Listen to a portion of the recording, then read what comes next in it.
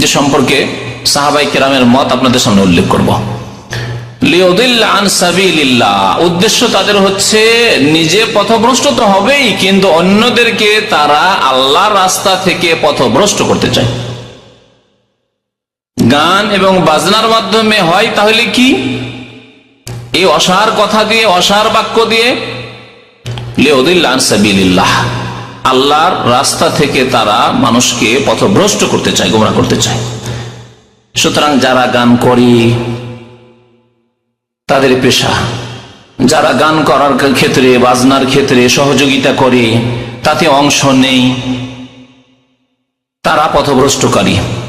এবং যারা গান শোনায় অভ্যস্ত, মিউজিক শোনায় অভ্যস্ত, বাজনা শোনায় অভ্যস্ত, নিজের মোবাইলে, নিজের টেলিফোনে মিউজিক রাখা অভ্যস্ত, তারা গোমরাহ তো নিজে হয়, লিউদিল্লা আন সাবিলিল্লাহ, অন্যদেরকে পথভ্রষ্ট করে।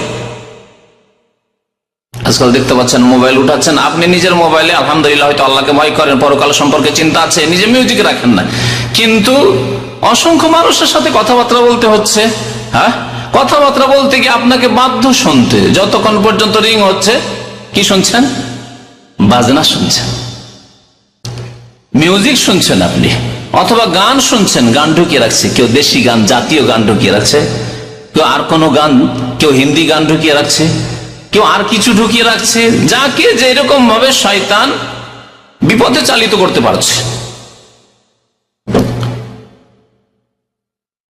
অথচ তার কাছে বিকল্প ভালো জিনিস ছিল, সেটা হচ্ছে যে সাধারণ টোন রাখবে, যেমন টেলিফোনের রিং থাকে, অথবা কোনো ভালো কথা রাখবে, ভালো কথা রাখবে, কোরআনুল কারীম রাখবে না। আজকে মোবাইলের বিষয়ে আলোচনা করছি, এতটাই বলে দেওয়া যথেষ্ট। কারণ কোরআনে কারীমের বেয়াদবি, কোরআনে কারীমের আপনি রিং রেখেছেন, কোরআনে কারীম বেয়াদবি, তার শোনা বাদ দিয়ে আপনার কথা শোনা শুরু করলো, সুতরাং এটি বড় চরম বেয়াদবি।